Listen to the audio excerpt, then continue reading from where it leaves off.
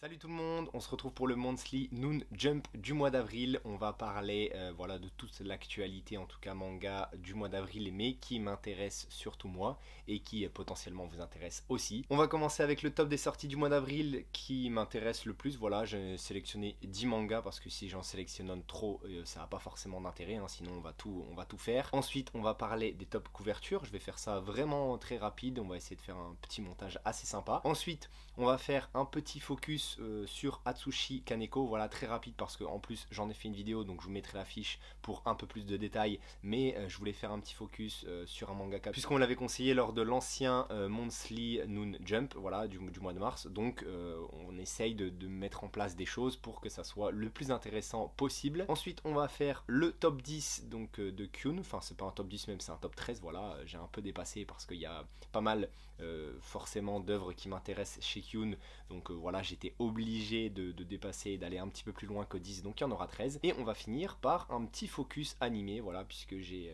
regardé un petit animé ce mois-ci qui m'a pas mal plu, donc je voulais quand même un peu vous en parler et voir si vous l'aviez vu, parce que je sais qu'il avait pas mal fait parler de lui quand c'était sorti.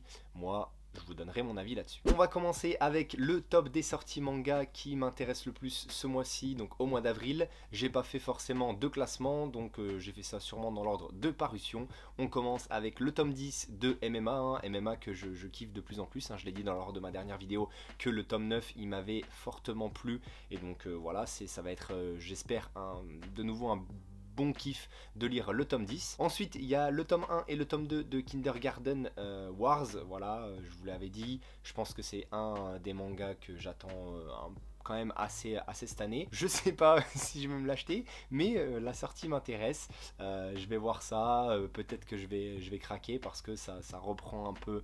En tout cas, j'estime que ça se rapproche de Sakamoto Days, un peu d'humour, un peu d'action, peut-être enfin, de la bonne mise en page, tout ça, même si Sakamoto, je pense que c'est au-dessus de Kindergarten Wars, mais pourquoi pas, hein, à voir, peut-être que ça peut être une bonne surprise. Ça fait déjà 2 mois que je l'attends, même 3 mois, puisque June devait sortir, il me semble, en janvier, et il va enfin sortir, en tout cas je l'espère, donc au mois d'avril, donc chez IMHO, voilà, manga dont j'en avais parlé aussi lors de ma vidéo des nouveautés que j'avais fait chez IMHO, et c'est celui qui m'a tapé le plus dans l'œil, donc voilà, c'est un petit manga assez vieux, assez vintage, avec un coup de crayon on va dire du concurrent un peu de Samu Tezuka à l'époque, donc j'ai hâte de lire ça. On a le tome 5 de Hirayasumi et le tome 5 de Evol, voilà, je mets les deux ensemble pour que ça soit plus rapide. Donc là pour Hirayasumi, j'ai pas encore lu le tome 4, je vais me le faire là incessamment sous peu, mais il y a le tome 5 qui sort, donc pareil, ça va être cool.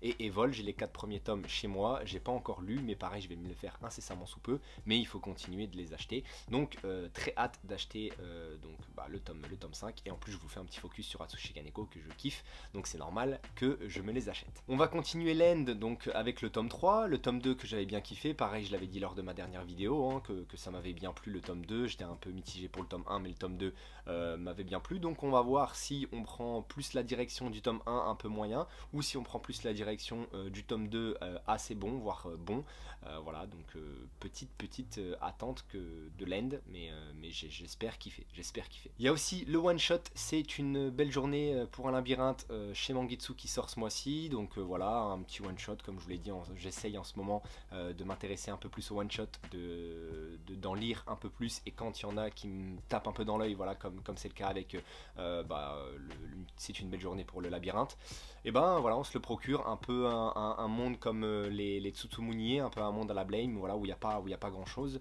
et bien sûr dans un monde post-apo, donc avec des défis qui s'y baladent. Voilà, donc à voir un peu, ça m'intéresse fortement, donc j'ai hâte pareil de me faire cette lecture. On aura aussi 3 suites ce mois-ci, donc le tome 13 de Manchuria Opium Squad, j'en parle pas là parce que je vous en ai déjà parlé trop de fois. Ensuite on a Kujo l'implacable, le tome 6 que personne n'achète je pense à part moi, et que moi je kiffe, voilà, je kiffe, un bon petit manga underground comme on dit, où on suit les aventures d'un avocat. Et la suite de Designs, voilà, le tome 4, donc on est à l'avant-dernier tome de Designs de Daisuke Igarashi, coup de crayon magistral, je le répète à chaque fois, mais si vous connaissez pas, allez lire, allez l'acheter parce que bientôt, bah voilà, c'est chez Noévé et s'il y a peu de gens qui l'achètent, et ben ça va coûter très cher bientôt. Donc allez vous le procurer, et en plus vous ne serez pas déçus parce que je vous le dis, l'histoire est cool, mais surtout le dessin est incroyable. Peut-être qu'on fera un focus sur lui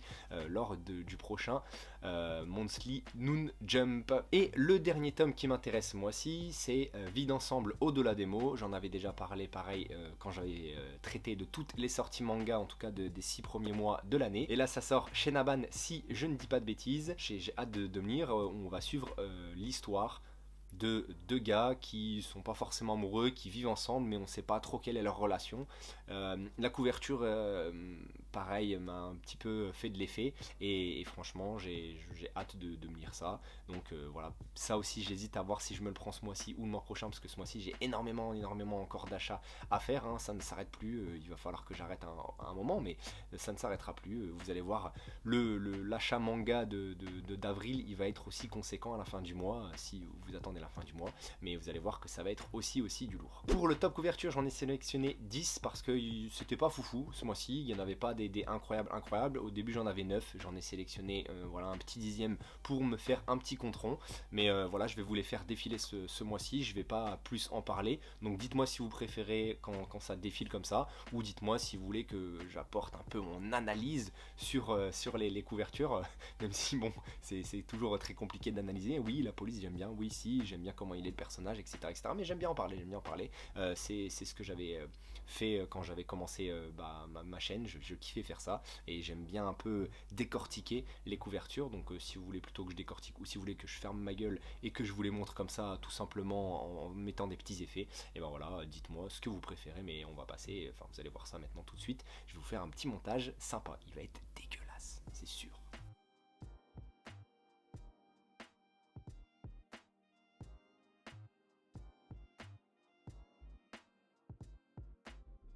On passe maintenant au point focus mangaka où je vais voilà, vous parler d'Atsushi Kaneko. Pourquoi je vous parle d'Atsushi Kaneko? Parce que j'ai lu voilà, toutes les œuvres qui sont juste derrière en plus, ça tombe bien. Donc on a Soil que j'ai lu, que moi j'ai bien aimé, en 11 tomes. Un petit manga, une enquête un petit peu bizarre où il se passe des choses vraiment étranges dans un seul village. On va suivre surtout une fille et l'inspecteur justement dans cette enquête où des fois des personnes disparaissent, des maisons disparaissent d'un seul coup, enfin voilà, on sait pas trop ce qui se passe, et en plus les gens sont un petit peu bizarres, les enfants ils foutent la merde, puisque c'est un peu la caractéristique de Tatsushi Kaneko, hein, de toujours avoir un grand bordel, un grand bazar, voir que ça parte voilà, en couille, et que ça explose de partout, ça pète de partout, le chaos en gros, hein, c'est vraiment le chaos, c'est comme ça que j'avais appelé ma vidéo, donc allez la voir. Donc Soil très cool, Desco que j'avais eu du mal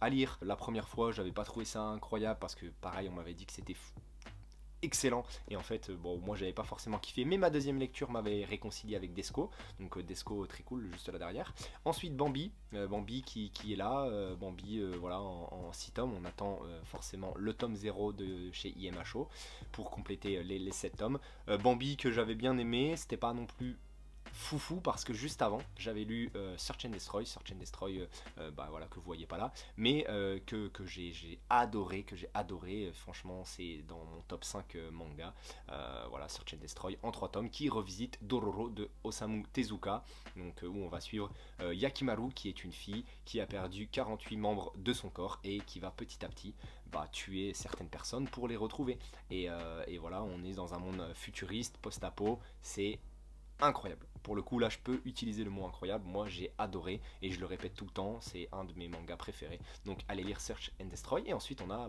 Evol, voilà, Evol juste derrière, voilà, juste derrière ici, que je n'ai pas encore lu, mais qui apparemment est dans un peu la continuité de ce qui s'est fait sur Search and Destroy. Et en plus, pour un peu vous dire au niveau du coup de crayon d'Atsushi Kaneko, il est un petit peu particulier, voilà, il reprend un peu les bandes dessinées américaines de l'époque, ça utilise énormément de noir et blanc, mais c'est aussi un coup de crayon qui a pu évoluer fortement, et je trouve qu'il il dessine de mieux en mieux, parce que depuis, je crois, Search and Destroy, il est passé sur tablette graphique, et donc Evol, il fait ça sur tablette graphique, et je pense qu'il se balade, j'ai vu certaines planches, et c'est foufou, donc j'ai hâte de me le lire. Il y a aussi sorti, bien sûr, d'autres choses au Japon, qu'on n'a pas forcément chez nous. 2 autres mangas que je n'ai pas encore dans ma collection, qui sont sortis en France, mais qui actuellement coûtent très cher. Voilà, mais Atsushi Kaneko, c'est un auteur que j'adore, c'est un auteur que je recommande fortement, parce qu'on en parle peu, mais son travail est de grande qualité. Donc n'hésitez surtout pas à aller jeter un coup d'œil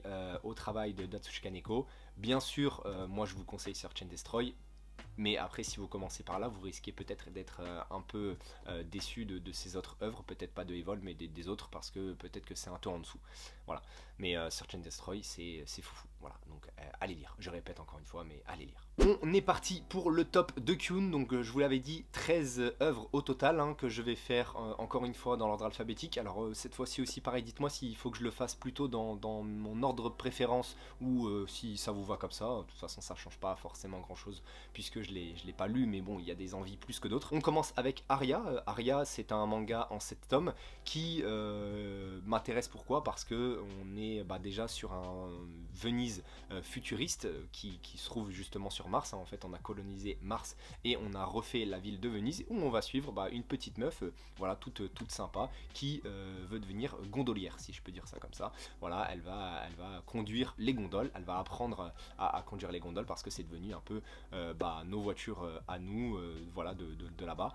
Donc ça a l'air assez cool, assez feel good, tranquille, une petite lecture assez sympa, où on se prend pas la tête, où on kiffe, et où les couvertures sont juste sublimes. Donc c'est pour ça que Aria m'intéresse. On continue avec Beastars. Beastars, je crois que c'est 22 tomes. 22 tomes, voilà, où je sais pas trop ce qui se passe. Tout ce que je sais, c'est que on me l'a recommandé, et que j'ai envie de le lire, parce que je trouve les couvertures assez sympas. Je trouve que on est sur un petit côté, voilà, où je crois, pas dire de bêtises, où l'humain est transformé un peu en bête, ou alors on a transformé les bêtes, on leur a donné un petit côté un peu plus humain, je ne sais pas dans quel sens on l'a fait, mais voilà, c'est un seinen, donc forcément ça me parle, et j'ai envie de lire parce que le coup de crayon est assez joli. Je vous ai aussi parlé de l'autre manga Senda, qui a été fait par le même auteur ou autrice, je ne sais plus, au Japon, et qui va potentiellement sortir en France, je pense, parce que Beastars, ça a été quand même un bon petit manga, et pas un succès, mais je pense que ça a bien fonctionné quand même, donc Sendas devrait sortir, mais bref,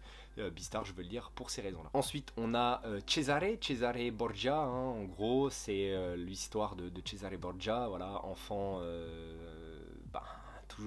toujours de la grande famille Borgia, qui a eu une emprise, en tout cas, sur l'Italie, etc. Le père, en tout cas, je crois qu'a été au Vatican. Donc, manga historique, quand c'est des faits historiques comme ça m'intéresse, et je sais que avec une petite patte et un petit coup de crayon sympa, ça peut faire à la diff, ça peut être un très bon manga. En plus, c'est un manga terminé, je crois, en 11 tomes, si je dis pas de bêtises, mais c'est très cool. Donc voilà, manga historique, moi j'aime toujours, donc Cesare chez Kyun. Autre manga historique, donc du mouvement de la Terre, en tout cas qui reprend certaines bases de l'histoire, où on va suivre les mecs qui en gros ont déclaré que la Terre était ronde et pas plate. Voilà, c'est eux qui ont démontré ça, et malheureusement à l'époque, dire que la Terre était ronde, c'était pas forcément bien vu.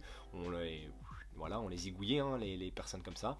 Donc je sais que c'est un manga en 7 tomes en plus, pas forcément une grosse série, mais voilà, je pense que c'est cool. J'avais lu le tome 1, j'avais plutôt bien aimé. Par contre le dessin, voilà, reste très simpliste, hein, il n'y a rien de foufou. Je pense que c'est vraiment là l'histoire qui prime sur le dessin. Donc j'ai envie de me lire du mouvement de la Terre. Je l'ai pas dit, hein, je l'ai pas précisé, mais je vais pas mettre d'image pendant que je vais vous parler de ce top de Kyun, parce que j'ai juste envie de vous en parler avec mes propres mots, de vous donner envie avec mes propres mots, et juste la couverture du tome 1. Et si vraiment ça vous intéresse, et vous allez plus vous faire vos petites recherches de votre côté, et si moi j'ai réussi à vous donner envie juste par des mots, et bah du coup c'est que j'ai réussi mon travail de faux influenceur, hein, parce que je ne suis personne, mais voilà, donc déjà je voulais juste faire ces petites parenthèses, et on va passer donc à l'œuvre suivante qui est Frieren. Frieren, voilà, manga, je pense qu'il n'est pas encore terminé au Japon, je crois qu'il y a 13 tomes en cours en France, quelque chose comme ça, à peu près, et Frieren voilà, j'avais aimé, j'avais lu le tome 1, on me l'avait prêté à la petite librairie, donc merci, et bah voilà, j'étais vraiment dans le truc de lire cette petite aventure voilà, qui change un peu les codes, parce qu'on va suivre une petite elfe qui, elle, vit très très très longtemps, et malheureusement ses compagnons, eux, vivent moins longtemps, et donc elle va les voir mourir les uns après les autres. Voilà, après qu'elle ait déjà vécu une grande aventure avec eux, donc je pense qu'elle va avoir un futur, et aussi on va avoir son passé, enfin en tout cas, ou un présent, elle va avoir un présent, et on va voir son passé avec ses anciens compagnons, comment ça s'est passé, etc., comment ils ont instauré la paix dans ce petit monde là. Donc je sais que c'est un manga très sympa, très pareil, simple, très cool, où on se prend pas la tête, où il n'y a pas forcément de grosses bastons, et des fois il en faut, donc c'est pour ça que je veux dire Frieren. Ensuite on a Golden Kamuy, je vais essayer d'être un peu plus rapide parce que la vidéo sinon va durer des heures et des heures, des plombes et des plombes, mais Golden Kamuy, je m'y intéresse. Pourquoi? Parce que j'ai entendu plusieurs fois du bien de Golden Kamuy, voilà, on me disait que c'était une belle aventure, un bon manga, et c'est surtout un seinen. Les couvertures m'intéressent parce qu'à chaque fois que justement je faisais mon top couverture, j'avais enfin il y avait en tout cas une couverture de Golden Kamuy dedans, et c'est ce qui m'a fait de plus en plus donner envie en tout cas de lire cette œuvre là. Donc Golden Kamuy fait partie de ce petit top là de Shikyun que j'ai envie de me procurer. Ensuite on a Last Hero Inuya Shiki, manga voilà, un peu SF il me semble, un peu suspense, qui se compile en 10 tomes, et j'ai envie de me le lire, tout simplement parce que c'est de la SF, tout simplement parce que on est sur un petit vieux où je crois qu'il y a ils ont des sortes d'implants robotiques, etc., dans la tête. J'en ne sais pas plus, mais tout ce que je sais c'est que le peu que j'en sais me donne envie, voilà, donc peut-être que vous aussi. Ensuite on a Les Carnets de l'apothicaire qui m'intéresse aussi fortement. Pourquoi? Parce que c'est un seinen, parce que j'en entends aussi que du bien, où on va suivre, il me semble, une meuf qui fait un peu des petites potions, voilà, dans un temple pour le roi, si je dis pas de bêtises, alors ça se trouve je me trompe complètement de synopsis, et donc du coup j'en suis désolé, mais si dans les commentaires on me dit mais non c'est pas ça, ça va être ça, mais en tout cas oui c'est excellent, vous verrez que tout le monde est en tout cas satisfait du carnet de l'apothicaire, et que tout le monde en parle en bien. Donc voilà, c'est pour ça que je veux le lire. Je crois qu'il y a 11 tomes actuellement en France. On enchaîne avec My Broken Mariko, hein, je l'ai déjà dit plusieurs fois, un one shot que j'ai envie de lire, donc pourquoi je me l'achète pas à 10 €, je le lis, ciao, j'en parle plus, mais non, parce que j'ai d'autres choses à acheter, ce n'est pas encore ma priorité, mais je sais que sûrement je peux le trouver d'occasion pour pas très cher, mais je le fais pas. Mais en tout cas My Broken Mariko, un one shot, je vais pas vous donner plus de détails pour le coup, parce que sinon ça va vous gâcher l'histoire, mais c'est un one shot. Ensuite on a Springald et Ghost and Lady, manga bien sûr de Fujita, et comme Crescent Moon Dance with the Monster fait en tout cas pour l'instant l'unanimité de mon côté, où c'est le meilleur tome 1 que j'ai lu cette année, et j'ai envie de lire les autres œuvres de Fujita. Comme j'ai acheté le tome 1 de sous bouteille, hein, d'ailleurs à la petite librairie maintenant c'est le retour de tous les mangas, donc merci, hein, merci Hachette d'avoir enfin livré la petite librairie, merci, ça fait plaisir.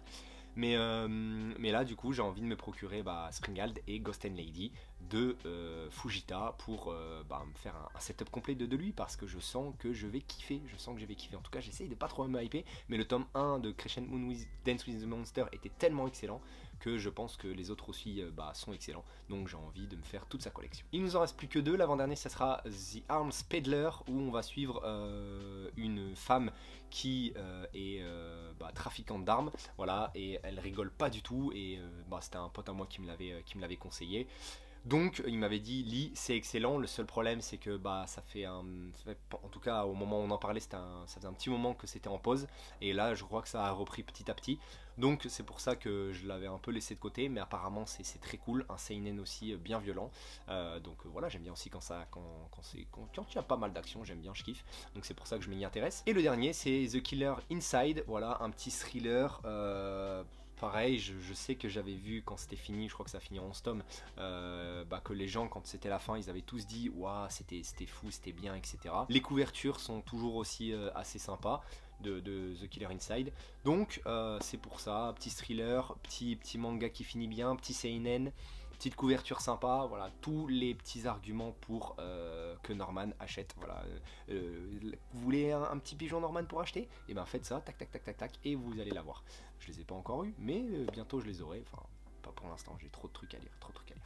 Mais je veux The Killer Inside. Bon, voilà, dernier petit point de la vidéo, donc c'est le focus animé sur Invincible, où la saison 2 est en train de sortir petit à petit, hein. Il y a 6 épisodes actuellement, mais je pense que ça va faire 8 comme la saison 1. Donc Invincible, animé que j'aime, hein, voilà, en final que j'aime. Je sais qu'on en avait beaucoup parlé quand c'était sorti, moi j'étais carrément passé à côté, mais j'avais vu un tweet d'un mec la dernière fois en parler, du coup je me suis dit bah ok, vas-y, je vais regarder voir si c'est cool. Au final, j'ai bien kiffé, j'aime bien. La saison 1 est assez cool, même si forcément je m'attendais encore à mieux, mais c'est très violent. Enfin, c'est assez violent. Un peu un délire à la The Boys, un peu apparemment un délire justement à Evil. Je galère toujours avec ce pouce. C'est assez cool. La saison 2, pareil, reprend un peu ça, surtout le premier épisode de la saison 2. Il est fou, il est dingue. Donc j'ai hâte de voir un peu comment ça évolue. Je peux pas trop vous en parler. Malheureusement, tout ce que je peux vous dire, c'est que moi j'ai bien aimé. Mais si vous avez voilà, déjà vu l'animé, si vous avez vu un peu tous les épisodes, n'hésitez pas, pareil, à dire en commentaire si ça vous a plu, si ça vous a pas plu. Soit décourager ou soit encourager les gens à regarder ou à ne pas regarder, parce que moi en tout cas j'aime bien. Mais il faut d'autres avis. Voilà, c'est pas encore incroyable, hein. Pour le coup, je veux pas dire que Invincible, c'est un truc où je me dis putain, il faut pas que je rate un épisode comme à l'époque avec le très très gros animé de l'Attaque des Titans. Mais c'est cool, c'est assez cool, très cool. Assez cool, très cool, je ne sais pas trop. 15 sur 20, on va dire. 15 sur 20. Des fois c'est moins, des fois c'est plus. Voilà, j'arrête sur ça. Et voilà, j'espère que en tout cas la vidéo vous a plu, avec un petit focus sur le mois d'avril, un petit focus sur ce que j'ai regardé en mars. Dites-moi si ça vous intéresse aussi un peu ce petit focus mangaka et ce petit focus animé, si vous voulez que je le garde, parce que j'avais aussi un peu commencé Prison School, donc peut-être que ce mois-ci je regarderai Prison School. Voilà, dites-moi un peu tout ça, dites-moi s'il y a encore des choses à modifier. Bon, la ring light s'est éteint, mais c'est pas grave, je finirai comme ça. Dites-moi si ça vous a plu, dites-moi ce que je dois changer, si je dois complètement arrêter ce format. Moi je vous dis comme d'habitude à bientôt, lisez encore bien, portez-vous bien comme tous les youtubeurs disent, non en vrai allez faire caca et mangez bien